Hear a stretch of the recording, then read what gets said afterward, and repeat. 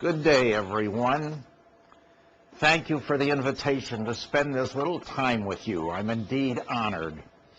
And the subject I'd like to share with you is right at my heart. I'm here somewhat commissioned by the president of the university, who asked me to talk with people about what he calls the spiritual mission of the university. And that's what I would like to ask you. In the field of education, in the field of working with children, how do you see yourself? Is it just a service? And I don't want to put that down. But is there something somewhat greater than all that? What Rick Warren calls a purpose-filled life. And so in cooperation with the president's request, just to be here these few moments, and let me ask you this question.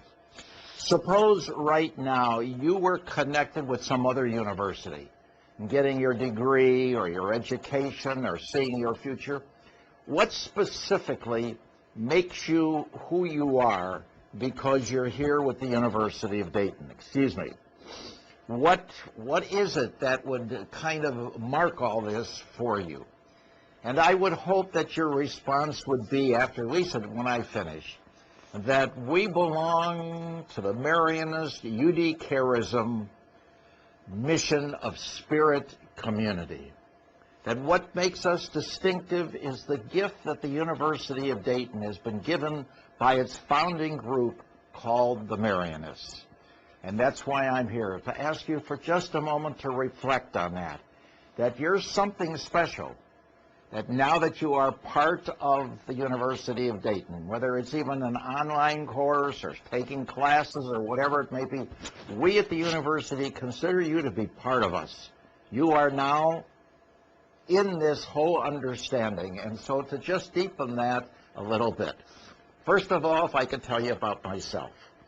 I have spent 62 years in the classroom because the classroom was, for me, the instrument of our founder, Chaminade, to help bring people together. I spent over 40 years in an office marriage counseling, 25 years with a radio program, and my whole projection of life has been based on why I joined the Marianists. I joined them because of their sense of togetherness, their oneness, their belongingness, the joy they had. And I was so taken with that. As soon as I joined them, I wrote an 800-page thesis on community formation. That community, to me, the coming together, is what we're all about here at the University of Dayton and with the Marianists. It all started with the founder of the University of Dayton, the founder of the Marianists, a man by the name of Chaminade.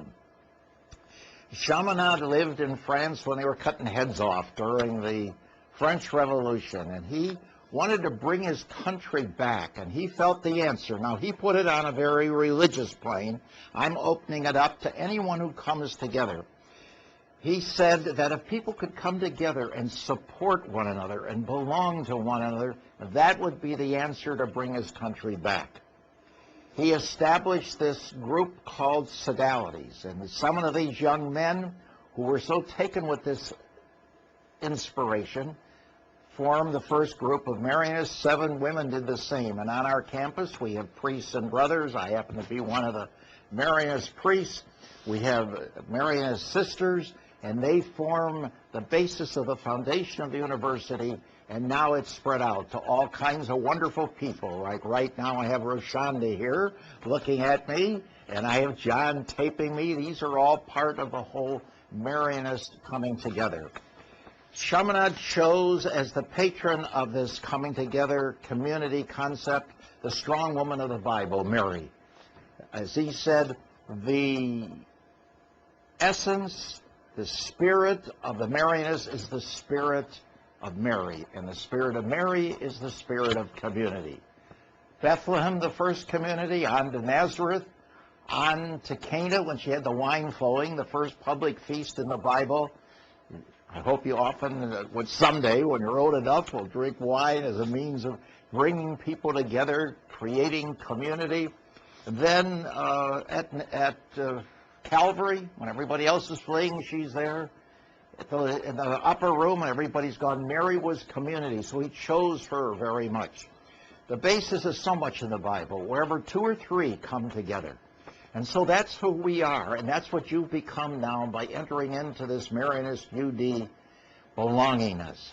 And I have two objectives in talking to you. The first is to ask you to consider all this, what it means to belong, and how you do it.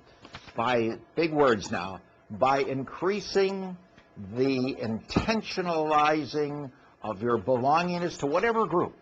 You can apply it now if you're going into the classroom, if you're working with any group. You can apply it to your marriage. You can apply it to your family.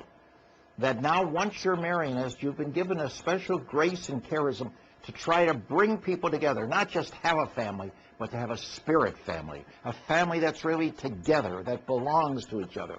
The same way in the classroom, not just to have a classroom, not just to have a youngster come up and see you, but truly to embrace. Concretely, let me give you this. We have one among us who's a doctor, an MD, Brother Bob Donovan, and there was just a big write-up on him in Cincinnati.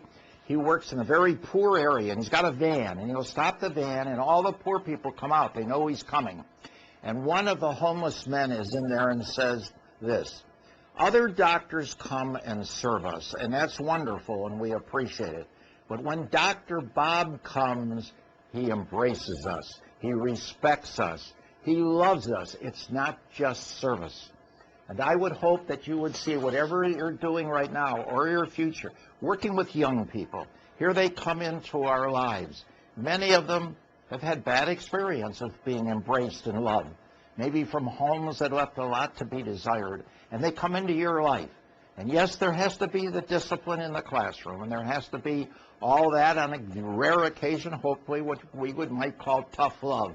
But what they're above all asking you is not just to teach them, but to embrace them, to be one with them as much as you possibly can, to be their friend.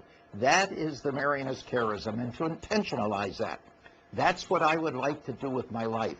I'd like to bring people together. And the second is then, how can I exercise that? What could I do concretely?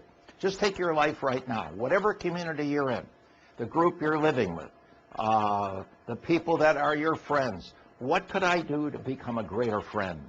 What could I do to increase the belongingness that we have? Because that's what I'm called to. And you will see presented to you what I would call my 6 keys to bringing people together, to creating spirit community. Not just coming together, but coming together with a real sense of oneness and belongingness.